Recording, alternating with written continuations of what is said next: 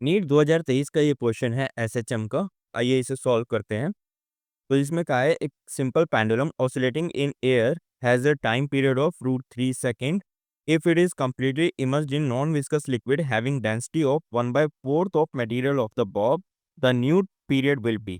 तो हमें इस क्वेश्चन में टाइम पीरियड कैलकुलेट करना है। हवा में टाइम पीरियड हमें दे रखा है √3 सेकेंड, और जब उस पेंडुलम को किसी नॉन विस्कस लिक्विड के अंदर डाल देंगे तो जो जिसकी डेंसिटी हमें दे रखी है 1/4 of material of the pop, ठीक है, तो टाइम पीरियड चेंज हो जाएगा। अब जो टाइम पीरियड का फॉर्मूला होता है पेंडुलम का, वो होता है 2π√L/g। ठीक है, ये जनरल फॉर्मूला होते हैं। तो जैसे ही हमने उसे नॉन विस्कस लिक्विड के अंदर इमर्स किया तो लेंथ में तो कोई फर्क नहीं आएगा, बट उसका वेट कम हो जाएगा क्योंकि एक बाइंड फोर्स ऊपर की तरफ लग रही होगी उस जो बॉब लटका रखा है उसके ऊपर। तो जिसकी वजह से जो जी की वैल्यू है वो डिक्रीज हो जाएगी। तो हमें सबसे पहले जी की वैल्यू कैलकुलेट करनी होगी, ठीक है, उससे फिर हम टाइम पीरियड कैलकुलेट कर पाएंगे।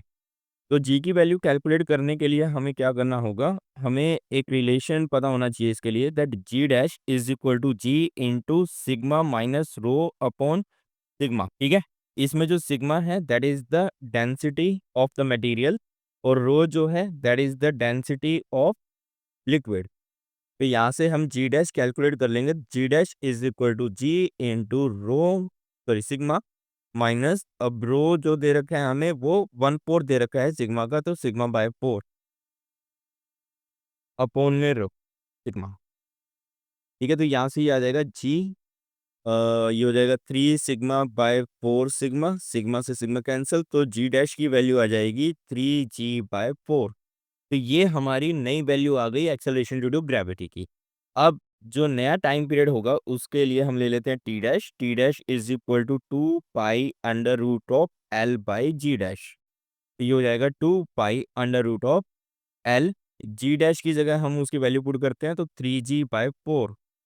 तो ये इसको हम ऐसे लिख सकते हैं दैट √4 हो जाएगा 2 ठीक है, और इसको लिख सकते हैं 2π√L/g।